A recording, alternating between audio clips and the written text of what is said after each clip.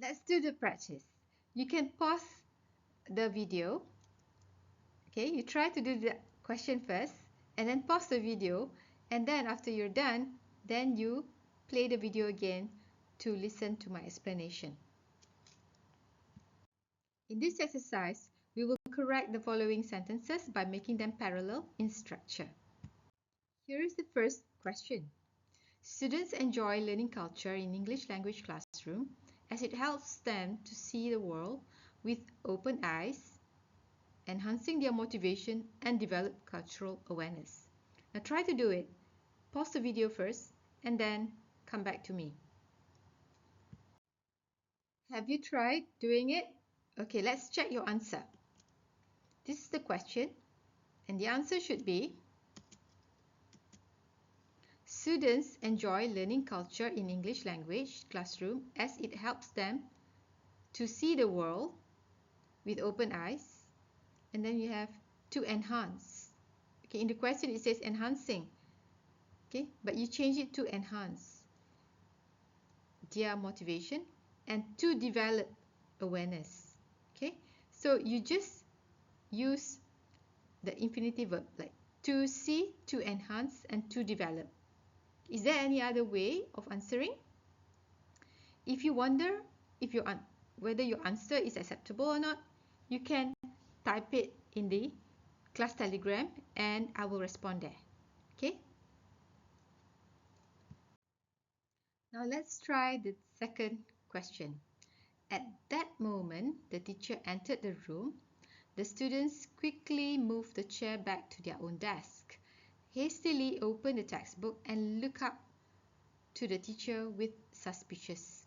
So you have here quickly, and then you have here hastily, but here where is the li? Okay, so that's a clue. Try it. Okay, so you have here at the moment the teacher entered the room. The students quickly moved the chair back to their own desk, hastily opened the textbook and suspiciously looked up to the teacher. Okay, so I hope you got it. It's adverbial clause there. Let's do the third question. Going to a waterfall and listening to the sound of water, inhale the abundant negative ions, or even take a bath in the chilly water will help you feel refreshed and reinvigorated instantly. There's something wrong there. Can you see it? Okay, can you see it here? Okay, try to do it and then come back.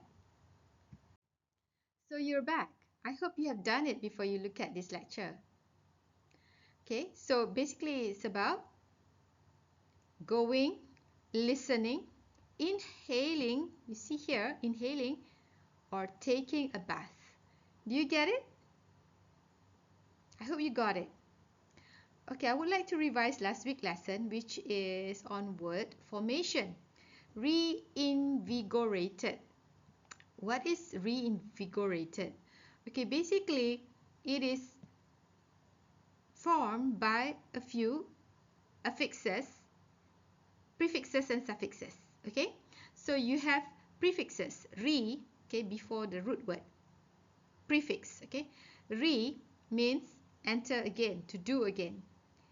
In, to come in, to become in, okay, to go in. So vigor, vigor.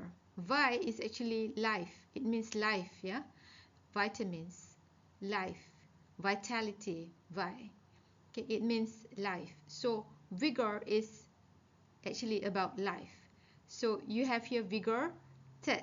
Third ed here means has happened or past tense. So reinvigorated actually to become or to become again, enter, life, happen. Okay, to become, enter with life again. So you can guess the meaning, right? It is about becoming lively, becoming reinvigorated. Okay, so my point here is that word formation actually helps you to decipher complex words. Okay, in the future, as engineer, you will encounter a lot of new words because there will be new technology. Some things that has not existed yet will form in the future, and you will need knowledge to decipher those words. Okay, and one of the skill is to master Latin or Greek words. Why? Because Latin is language, it's a dead language. Okay, nobody owns Latin. So most intellects in the world will choose to fall back to Latin when they need to create new words. It's a natural, it's a neutral word. Okay, it's a neutral language. Nobody owns it. So basically, people in medicine who study anatomy, people who study herbs and plants, people who study animals, people who study constellation astronomy, people who study law, okay, most of them use some part of Latin or Greek in their domain. Okay, and for engineers also. So it is important for you to learn a little bit of Greek or Latin. And English, mind you, is actually made up of a lot of Latin, Greek word, and also a little bit of, not a little bit actually, a lot of Germanic. Okay, Germanic. So you need to learn these affixes, prefixes, and suffixes. That way later, when you need to create a new word, you will know how to do it. Okay, so I mentioned before, when you want to create a new word, a new technology, try to fall back to concepts that is neutral, that is acceptable, and can be understood by the other intellects in the world. Okay, so I hope that this knowledge of Greek and Latin will help you to prepare in the future for the future. Okay, so please go back to lecture in week 4, word formation, and look at those affixes, prefixes, and suffixes.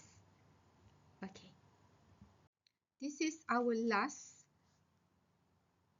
question that we're going to discuss. After this, you will do it by yourself and check the answers in the slides.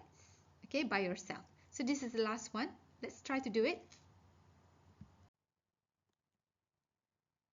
So the answer would be, this question is, students from public or private institution can repay their education loans either through monthly installment or lump sum payment. So you can see here that actually this is what?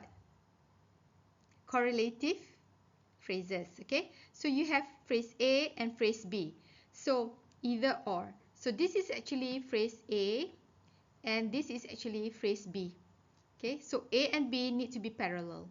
So you must say students from public or private institution can repay their education loans either through monthly installment or through lump sum payment. You see A and B, they are correlative expression which are parallel. Okay? Please try to do the other questions in these slides by yourself and pause the video before you check the answer. Okay? Try to do it. The attendance for this class is in the Google form. Okay? The Google form link is shared in the classroom Telegram. So please make sure you answer the exercise. Yeah, you answer it and try to get all correct for it so that I know that you really understand the lesson. Okay, please continue on your own. Thank you. Bye.